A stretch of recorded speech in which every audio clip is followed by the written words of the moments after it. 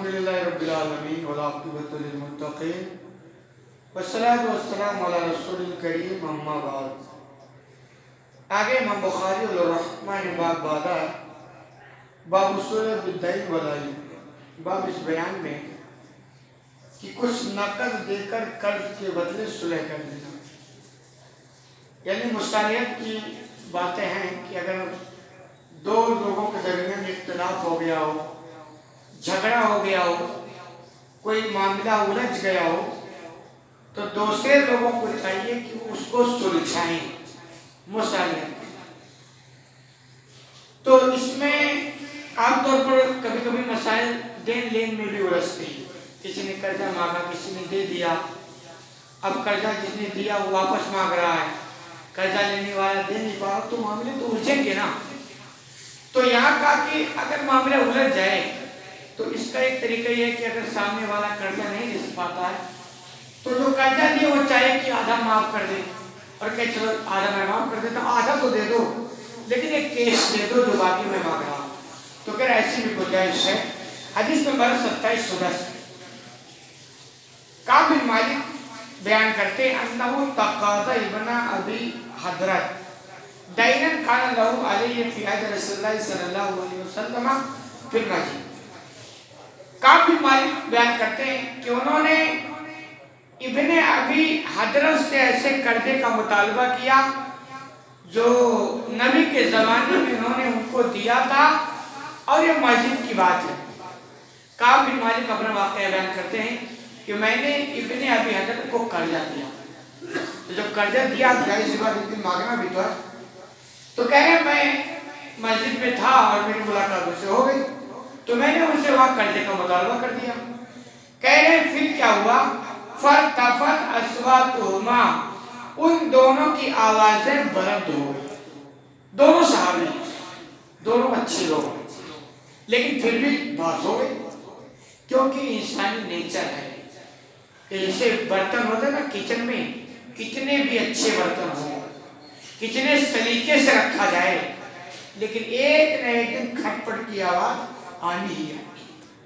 یہ انسانی نیچر ہے، کتنے بھی اچھے لوگ ہیں لیکن کبھی نہ کبھی، کیونکہ پیچھے شیطان بھی تو لگا ہے نا،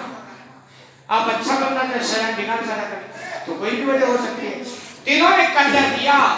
اور جب مانگنے لگے تو وجہ ہوگی، ان کو کبھی ضرورت پڑ گئی یا کوئی مسئلہ ہوا تو اپنا قرضہ مانگنے لگے، اور ان کے پاس مجبوری نہیں ہوگی، نہیں دے پا رہے ہوں گے، تو بہرحال تھوڑی تو میں بات ہو گئی اور معاملہ الجھ گیا۔ تو کبھی اگر اچھے لوگ الجھ جائیں تو آپ اتنا جان لان تان نہ کریں آپ کہ اگر جاہل لوگ لڑیں تو سمجھ میں آتا ہے، تم پڑھے لکھے لوگ الجھ رہے ہو، ایسا نہیں ہو جاتا کبھی کبھی۔ تو کہہ رہے پھر کیا ہوا، حتیٰ سمع رسول اللہ صلی اللہ علیہ وسلم وہو فی بیتہ، آپ صلی اللہ علیہ وسلم گھر میں تھے اور اپنے گھر میں بھی ان دونوں کی آواز کو آپ نے سن لی، آپ کو لگا کہ مسجد میں کوئی بحث ہو رہی ہے، اور آپ کے کانوں کا آواز آ گئی اور آپ نے سنا، اور آپ صلی اللہ علیہ وسلم کو حضرت بھی مسجد سے بالکل ٹچ تھا، تو آپ نے سنا۔ فقال رسول اللہ صلی اللہ علیہ وسلم الیہما حتی کشف سجف حجرتہ، تو آپ صلی اللہ علیہ وسلم نکلے اور اپنے کمرے کا جو پردہ تھا اس کو آپ نے ہٹایا۔ فراد کعب بن مالک فقال یا کعب، تو آپ صلی اللہ علیہ وسلم نے کعب بن مالک کو آواز دی اور کہا اے کعب، جو کہ کعب نے قرضہ دے رکھا تھا اور یہی مانگ رہی تھی،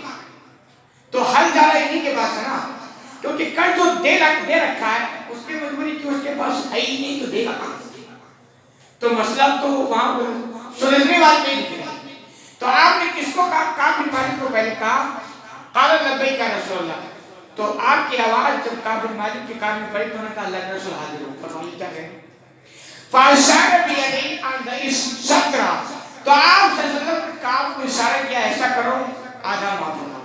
یعنی جب تم قرضے کا مطالبہ کر رہے ہو اور وہ نہیں دے رہے، نہیں دے پا رہے، تو ایسا کرو آدھا معاف کرو۔ کہہ رہے قد فعلت یا رسول اللہ، فقال کعب قد فعلت یا رسول اللہ،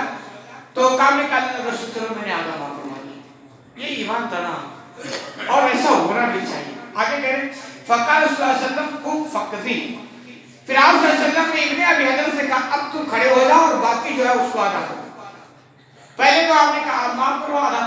پھر جب آدھا وہ معاف کر دو، اب آپ اس کو ادا کرو، یہ صلح آپ نے کی۔ اچھا یہ آپ نے کہا کہ میں معاف فرماتا ہوں، کیونکہ طریقہ یہی ہے کہ جس نے قرض دے رکھا ہے معاف وہی کرے گا تو معاف ہوگا۔ کوئی کتنا بڑا حاکم ہو جائے اس کے معاف کرنے سے معاف نہیں ہوگا، تو آپ نے کہا تم معاف کرو، پھر جب وہ معاف فرما دے کہا آپ ادا کرو، اس طرح آپ کو صلح ہی تو کرائیے نا، وہ مسئلہ ہونا چاہیے۔ تو بات یہ سمجھ میں آتی کہ قرضہ کبھی آپ دینا کہ ایک تو دل بڑا کر الجھے نا، دل بڑا رکھے کہ اگر یار حالات ایسے بن گئے تو کوئی فرق نہیں پڑتا، لیکن آج چونکہ بہت بگڑا ہوا تھا، حقیقت تھی ہر ایک کو آپ قرضہ بھی دیتے تھے نا کہ بھی جس نے سوال کیا فٹافٹ اب دیکھ لیں کہ حقیقت میں لگ رہا کبھی بندہ نہیں مانگا یا اس کے مسائل ایسے ہیں، تو پھر آپ دیکھ۔ اور دوسری بات قرض دینے کی تو فضیلت ہے، ثواب ہے، لینے کی فضیلت لینے سے بتا دی، لینے سے۔ اور آج کے دور میں تو مطلب محاورہ بن چکا ہے کہ آپ اگر اپنے تعلقات خراب کرنا چاہتے تو قرضہ دے دو، قرضہ دے دو اور پھر مانگو، پھر جو تعلقات خراب ہو جاتے ہیں۔ یہ مطلب یہ سوچ بن چکی ہے آج کے دور میں۔ تو دونوں طرف مسئلہ ہے، جو اچھی نیت رکھتے ہیں تو اچھا دل رکھ کے بڑا دل رکھ کے قرضہ دے، ثواب کا کام ہو۔ اس کے بعد میں کبھی بولنا چاہے مسئلہ تو تھوڑا سا نرمی ہوتی ہے، موقع دے، گنجائش ہے تو معاف فرما دیں، لیکن دیتے سے دھیان رکھیں کہ آدمی کون سا ہے۔ کبھی کبھی عادت لوگوں کی خراب ہوتی ہے اور ایسا ہے کہ پیسہ لے لیا اور ہوتا بھی ہے، لیکن ایک ایک روپے سے ایسی محبت ہوتی ہے نا تو واپس ہو کرنا نہیں، تو ایسے لوگ ایسے ہوتا ہے۔ اور بسا ہوگا جو دکان وغیرہ چلاتے ہیں نا، کتنے سارے دکان بند ہوتے ہیں، وہ دیکھ کیا ادھار مال دیتے اور اس کے بعد پیسے آتے ہیں، بہت سارے واقعات۔ ابھی میرے تعلقات میں کسی نے دکان کھولی تو میں نے ان کو مشورہ دیا، دکان خوب چلے گی، میں نے کہا بہت اچھی بات ہے۔ میں نے ایک جملہ ان کو کہا تھا ادھار دینے میں بہت احتیاط ہونا، ادھار دینے میں بہت احتیاط ہونا، بہت ٹھوک ٹھاک سمجھ لینا کہ یہ بندہ بہت پرفیکٹ ہے، کوئی بات نہیں، لیکن جس کے بارے میں تھوڑا بھی صبح ہوگا تو بالکل نہیں دینا ورنہ آپ کی دکان بیٹھ جائے گی۔ تو انہوں نے میری باتوں پر توجہ نہیں دی، کافی دن کے بعد مجھ سے ملاقات ہوئی، بات چیت رکھا کہ دکان میں دکان تو ہے تھوڑا کیا مال وال نہیں بھر پائے۔ میں نے کہا اس کا مطلب مال جھالی میں گیا اور آیا نہیں؟ بھائی ہاں ایسے ہی ہو گئے۔ میں نے کہا ہونا ہی ہے، اس میں نقصانی ہے کہ اکثر لوگ کیا ہے نا، حقیقت میں عادت ہے خراب، نیت خراب، دل خراب، سدھار کے لوگ ایک ایک روپے سے ایسی محبت ہے کہ پیسہ ہوتے ہی بھی ادا نہیں کرنا چاہتے۔ دکان کا معاملہ کیا لے لیا آپ سے نا تو کبھی کیا ہوگا آپ کو شکل بھی نہیں دکھائی نہیں دیتی، پھر وہ دکان بھی گراہک بھی ٹوٹ جاتے ہیں۔ تو ادھار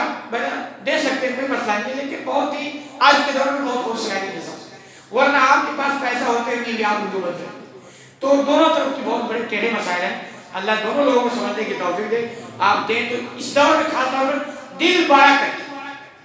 کہ اگر آ گیا تو ٹھیک نہیں آئے تو بھی چلو اللہ کی بات، اور جھگڑا لڑائی سے تو کوئی مسئلہ ہونے والا نہیں، اور اگر اللہ نے موقع ہے تو تھوڑا فرصت دے، موقع دے، اور اگر اللہ نے دے معافی فرما دے، کوئی مسئلہ نہیں، کیونکہ صرف دنیا کی آخرت بھی تو ہے نا، کچھ وہاں کے لیے بھی کوئی کام کر جائے۔ اللہ رب العالمین سے دعا ہے کہ العالمین تمہیں کہنے سے عمل کرنے کی توفیق عطا فرما۔